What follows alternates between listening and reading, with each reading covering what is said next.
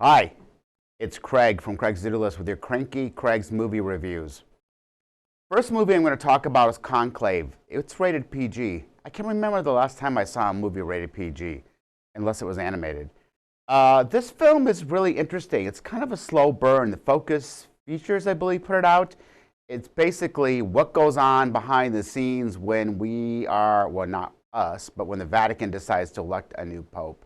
And the cardinals get together, and they put the smoke up the chimney, blah, blah, blah. It's directed by Edward Berger and written by Peter Strahan and Robert Harris. Ralph Fiennes is the main character. He's sort of the guy in charge of running the meetings to elect the Pope. He's a cardinal. He's kind of pretending he doesn't have his own ambitions to get the job. Anyway, it sounds pretty dull, but it's actually really fascinating, and the art direction and set direction is amazing. And Stanley Tucci and John Lithgow and Isabella Rossellini are in it as well. Of course, women are very marginalized in the Catholic Church, and Isabella Rossellini doesn't have a very big part, but she certainly has a great one-liner where she slams all the men. Basically, it's a lot of conspiracy theories and a lot of backbiting and backstabbing to get to the new cardinal. There's several twists and turns. Just when you think one cardinal is going to, I sneezed. That's part of the video. We're not editing that out. You know what? I'm allergic to fake cashmere. That's the problem. Okay, next up. Back with the review. Just when you think that one cardinal is going to cinch the nomination or the vote, somebody brings in a story and a scandal. And I won't talk too much about it because you kind of got to watch it. It is a little slow moving sometimes. It's kind of talky. But let me just reiterate this or iterate this. The ending is a great twist. Not since The Crying Game has there been a twist like this. And in that mention of The Crying Game is a hint to what the twist is.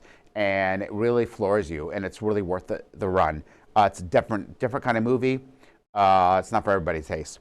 The second film I saw is called Heretic, which is a horror film starring the very creepy Hugh Grant in one of his best performances in a long time. It's almost like a three-hander as far as just three characters talking a lot. It's almost like a play for the first half of the film. It involves two Mormon girls or Mormon missionaries who go by this guy's house to sort of talk to him about becoming a Mormon, and he's got other ideas in mind. It's really a take on religion and the fear of the unknown. It's very well done, very well directed, and written by Scott Beck and Brian Woods. There is some really great dialogue about religion and the belief of religion, the suspending belief and resurrection.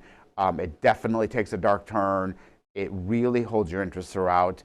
I'm not a big horror fan. I don't even really qualify this film as a horror film. It's more like a thriller, but it certainly delivers the thrills at the end.